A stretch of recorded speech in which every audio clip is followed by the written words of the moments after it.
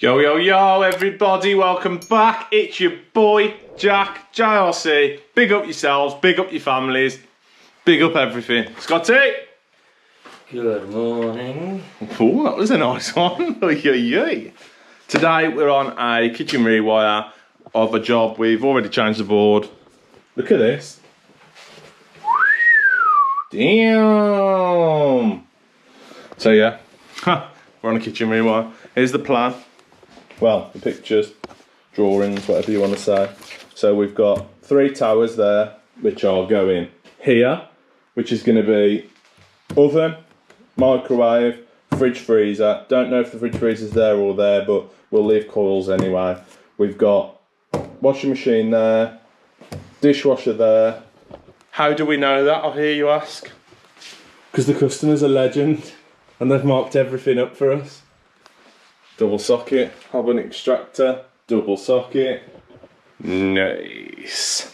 So yeah, we'll be rewiring the kitchen, we'll be rewiring sockets. We've got to put a feed in for the cooker. Okay, Ginger, my beard looks on here. Jeez. Rewiring sockets, rewiring the cooker, rewiring the hob. Hob needs 6mm because it's just under 7 kilowatts, I think. But yeah, hob needs a 6mm. Cooker doesn't really, so I'm not sure what we'll do there. Might just pull a radial in for the cooker, and then we'll be putting a 6mm down this corner, drilling out, leaving a coil, and that's for power down to the shed whenever they're ready. This is getting ripped out, which is the old cooker feed, which is a bit battered and bruised. This above is a loft space. Where's the torch, Scotty? So Scott will be up here crawling in the wilderness to get our cables down, but that's perfect for us. We'll be getting rid of all these JBs. These are where we've been before, and disconnected sockets, because there were sockets there and there, I think. Yeah, there's the one there. And obviously they've had that window cut in, had that door cut in, and had that door blocked up, haven't they, Scotty? Anything to say? 2 weeks till Scott gets married. Oi, oi. Oi, what a day. What a day that's going to be. Jack from JRC doing his speech about Scotty. He's worried now. Anyway, we'll get the stuff off and get set up with our roots and get Scott in the loft. So the first thing I'm doing is finding out where the lights are fed from. So here we've got a feed in and a feed out. And then this was the other end, which is your switch wire down to the switch, which we're getting rid of. I think the feed then goes over to here and then goes off somewhere else. So probably what we'll do is get rid of the switch wires out of here, get rid of that. The switch wire goes down there, by the way. Get rid of all this. Probably Wago box the feed there and then the feed there, and then come off with a new supply down to our new switch there. Then we'll bounce up, back up, and doing a run of spots straight down the middle there. Well, not down the middle because of the towers, we're just going to offset them a bit probably. So run of spots, 4 or 5 down there, and then there's an outside light out there which needs a feed from there, and then they're getting outside lighting as well, but they're not sure what they're going to do with the outside lighting yet. So we will leave a coil in the loft, and then whatever they want to do, we can bounce around after, but obviously we need to get something in ready for the plasterer so they can patch up. So strip the lights off, find where the feeds go, find where they come from, and then sort out our new feed to the switch. So the next thing we're going to do is, because the customer wants a double socket on this pillar and a double socket there, we need to make sure that we are 300 off the hob. That's the sort of spacing we leave. With electric and induction, I don't think it matters as much, but we always try and get it where we can. So we've got a unit of 631 from the corner, 631, and then we've got a 150 pull-out cupboard. I've lost me, even the dog knows. 150 pull-out cupboard is there. Then we've got, you can't even see, can you? So the first unit comes to there. Second unit, there's your 150 pull out, and then you've got 600, which is going to be your hob. So your 600 hob goes 600 from there, which is there. 600. That's your hob spacing, which means that 300 of that will be centre, and that's for us to get our feed in for the extractor above. What we got then? Another 150 pull out, and then 183, which takes us up to the pillar there. So 183, we've got 150 there, 183 there, which means that our socket going on there will be sound perfect. Here's our mark for the low levels, which I've set, the sockets above the worktop, which I've set up there, the laser, and that just pings round so we can get them marked up. So we're going to have socket there, socket here somewhere, and then obviously hob and extractor. We'll pull a feed down there in the centre for the extractor, and our hob will continue down and go in the draw unit underneath. The isolator will go in the back of there. So another thing Scott's been doing is coming off the back of that socket, and we're putting a socket in here, which is going to be to move the tumble dryer or something there. So put it same sort of height there, so we can come out here. He's drilled through there, look, clip round there, chop the wall out, chop the socket in, bosh. So Scott's doing that while I am sotting out this. I'm going to get the boxes out the van now, draw around that one, draw around that one. That one's got to come further down, so I might just get rid of that and rewire it so it's all in a brand new ring. Drops down there, and then back to the board in there. So we're going to have to go up.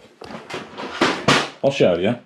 We're going to have to go up in this boxing, trunk across the top of there, drill up on an angle, which will take us into this loft area with all our cables. Obviously the lighting's sound, so we'll just extend off there for that switch. We're getting rid of that, which is a spur for an old heater in the bathroom. That's spurred off the ring there in that JB, but obviously all that's going to get ripped out anyway, because there is a kitchen socket circuit, so we can get rid of that and add our new one in straight into the board in the same RCBO once we've ripped it out. So we've got that to do. We'll get the 6mm off the van. We've got two 6mm drops, a 2.5 radial for the oven. What else we got? That's it. That's it. Scott's doing that socket. Bosh. Just a little update for you on the Trend Hoover and my turbo chaser. Chaser's mint. I still haven't changed the blade, to be fair, and I've probably had it, what, about 6 months now. Done about 5 rewires with it. Obviously added sockets with it, everything. Still quite a bit on it. Scott's locked himself out, I can hear him knocking.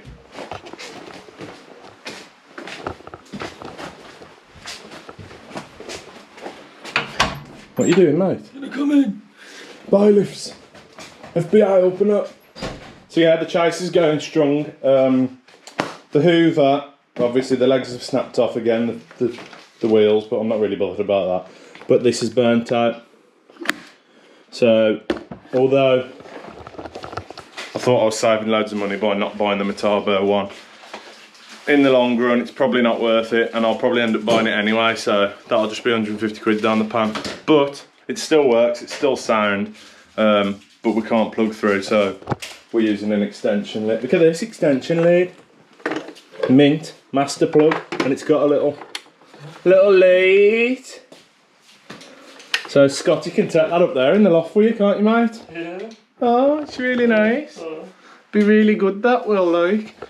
I did start taking the ring out. I've disconnected that spur, got rid of that. That's where the JB was for that. And then there's a joint over here somewhere, so one of us is going to have to go up and find it. One of us. What's that, mate? Oh, nothing, mate. Just saying, you're going up the loft, you love it. I'll go and find that ring, mate. Cheers, mate. Go and find the ring. I'll take it in turns because you already took my ring, yeah. It's a dirty lad, I'll tell you. It's a family-friendly show, this is. The show. So I've started chopping in this socket now. Well, near enough finished chopping in. I've got no back boxes though, so I'm going to have to go and get some. But what I've done is I've drilled straight through the back of there, which pops out here, which obviously this is in our zone there, and then I'm going to come straight across, to that socket there. So obviously that's our zone there, right the way around, through there, that's still there, nice. Get rid of that. I've got a socket to chop in there next, and I'm going to move this one probably over here and just drop it down a bit because it's a bit high at the minute. I do need to adjust the laser though, look. Nice. So that'll drop down there, there, basha. I'm going to go and get some, stare to me, some back boxes now and some all band for the oval conduit. This chop started off really well. So chop that in, that was mint. Chased down to here and then drilled through and it all popped off. So that's not good, is it? But I've put the all band in there. I've got to put another two up there and then we'll drill up into the loft, which will bring our feeds and everything down. We are putting another switch on here as well. So I'm not quite sure how we're going to get to that yet. We'll probably do the same again, drill through, but in there because that's still in our 150 there. And then we'll shoot up into the loft and over to there with a 3-core. So the 3-core will just do the spots. It won't do any of the other switching. But yeah, nice. I'm back from the wholesalers. Been to RS, big up RS. If you haven't bought off them before, check them out. Give them a chance to quote your prices. They're very good on prices. So yeah, that's that anyway. I had to go and get some boxes and some all-round band just to do the oval conduit.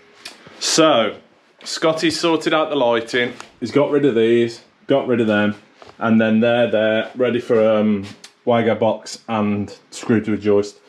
The cable that's hanging down out the loft is our feed to our spots, just so we could get the board on the conduit down to the switch. These rings still need disconnecting, but I've come up with a plan. The cables are fine, so where they come through the wall about here into this loft area, we're going to cut them back and Wago box them onto our new ring. They're literally from there to there, that's it, and they're fine. So we'll be reusing the first two legs, obviously to feed our points. We've dragged a feed down here, which is a big coil, which is coming down the back of the towers to supply our appliances in there and our dishwasher washing machine, which are under there, which we can put a socket over there when the kitchen's in, but we'll come down, leave a coil there, obviously because this is still in, we'll just leave the coil in the middle of the wall. We can either take it up or down or wherever it needs to go on there.